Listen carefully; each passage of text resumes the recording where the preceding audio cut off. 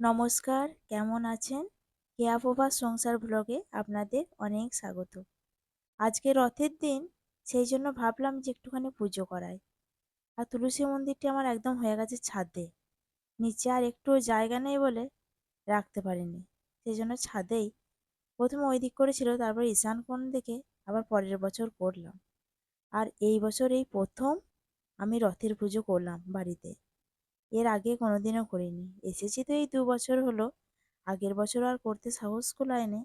শাশুড়ি মা করে ওই বাড়িতে, সেজন্য আমি আর করলাম না। শাশুড়ি মা বলল, আমি তো করছি, তোমাকে আর করার দরকার নেই। ওই জন্য সাহস করে আর করিনি। ভাবলাম যে এবছর থেকে আবার নতুন করে করব। ঠাকুরের বাসনপত্রগুলো সব তোলা থাকে, ভাবলাম যে একটুখানি ধুয়ে তারপর গুছিয়ে সাজিয়ে দেব। আর বামুন ঠাকুর আসতে একটু দেরিই আছে। ওই মোটামুটি 10 মিনিট পর হয়তো আসবেন। ননি গিয়েছিল জানেন, এই যে চলেও এসেছে। আর আমি আবার একটি শাড়ি পরলাম। আর এত রোদের জোর, মেঘলা মেঘলা করেছিল।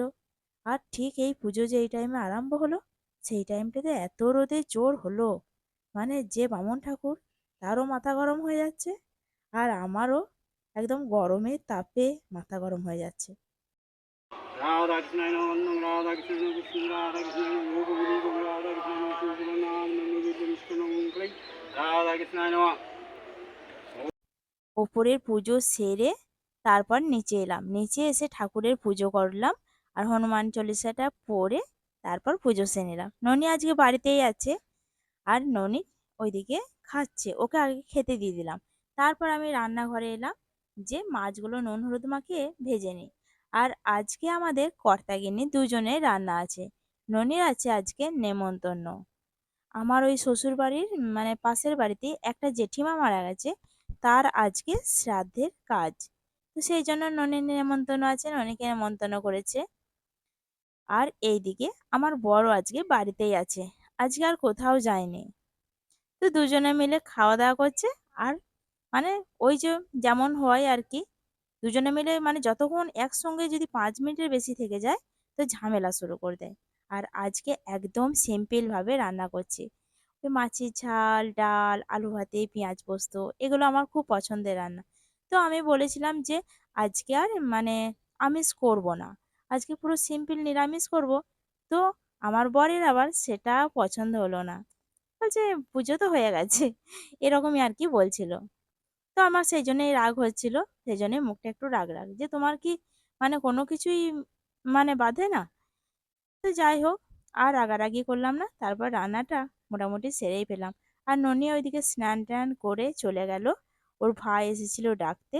তারপর ওর ভাইয়ের সাথেই গেল, দু ভাই মিলে। তো খাওয়া দাওয়া করে আসবে, তারপর ওর আবার টিউশন আছে। তো চলো আমরাও খাওয়া দাওয়া করে নিই, রান্না যখন কমপ্লিট হয়ে গেছে। বিকালের দিকে ছোট ছোট বাচ্চারা রথ নিয়ে এসেছিল, তো সেটাই দেখছিলাম। আর অনেক রথ করেছিল। তারপর আমার ফোনটা না আমার হাত থেকে পড়ে, দেখতেই পেলে যে নিচে পড়ে গেল ফোনটা, পড়ে ওপরের কাঁচটা না পুরো ফেটে গিয়েছিল। তখন আর ফোনটা কাজই করছিল না। অনেকজন রথ নিয়েছিল, ছোট ছোট বাচ্চারা।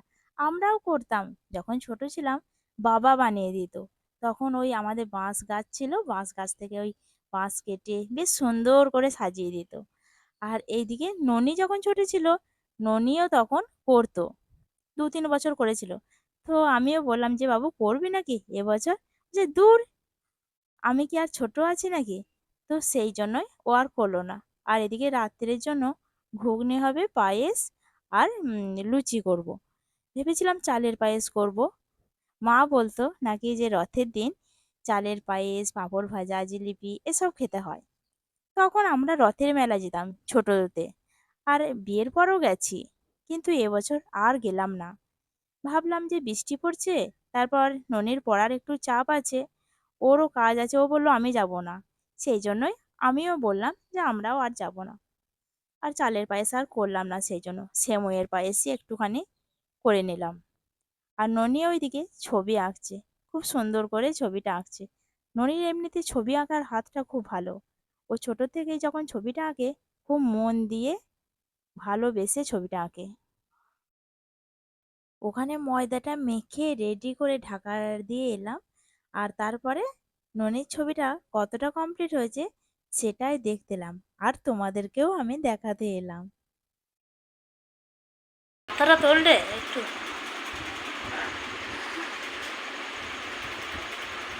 কি বানাচ্ছিস এটা? একটা ড্রয়িং করছি।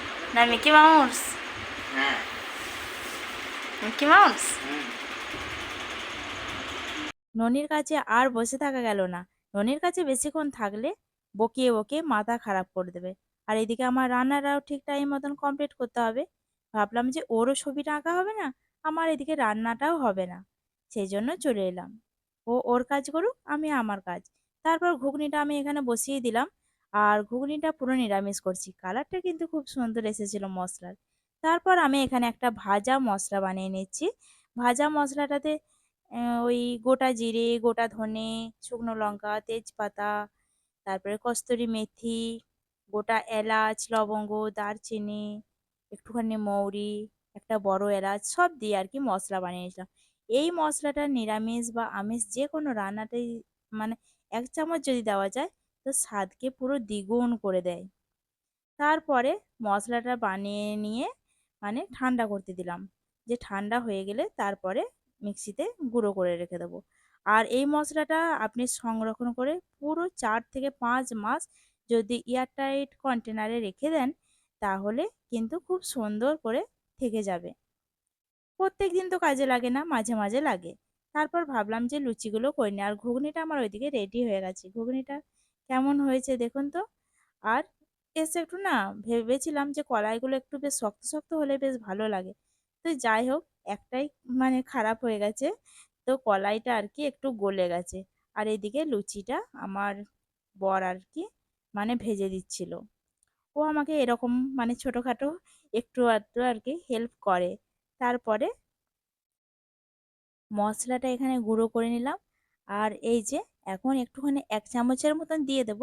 তারপরে রেখে দেব। আর রথের মেলা না আমাদের এখানেও খুব বড় করে হয়, মানে আমার শ্বশুরবাড়ির কাছে আর কি। আর আমার বাবার বাড়িতে হতো তবে অনেকটা দূরে। আমরা যখন ছোট ছিলাম, আমার বাবা যখন রথ বানিয়ে দিত, বাবা দাদা, তখন না ওরা খুব সুন্দর করে ওই বাঁশকে সরু সরু করে কেটে তারপর সেটাতে মানে খবরের কাগজ, তখন এত কালার পেপার এসব কোথায় ছিল। খবরের কাগজ, তারপর ছোট ছোট এই খুঁটিনাটি ফেলে দেওয়া, মানে যে জিনিসগুলো কাজে লাগে না সেই সব জিনিসগুলো পুঁতি ফুতি এগুলো রেখে দিতাম আমরা যত্ন করে। তো এই জিনিসগুলো দিয়েই আর কি আমরা মানে আঠা দিয়ে আবার সাজাতাম বসাতাম। তো আঠাটাও মানে ময়দা গুলে আটা গুলে আর কি আঠা করতাম। দোকানে আঠা কেনার মতন আমাদের তখন এত সামর্থ্য ছিল না আর এত বুদ্ধিও ছিল না। আর এইদিকে লুচি ঘুগনি দুটোই হয়ে গেছে। তারপরে এই যে আবার একটুখানি সেমইয়ের পায়েসটা করলাম। ব্যাস এটা করলেই হয়ে যাবে। আর ওইদিকে ননি বারবার আসছে, চলো আমার ছবিটা কমপ্লিট হয়ে গেছে, তুমি দেখে দেবে চলো।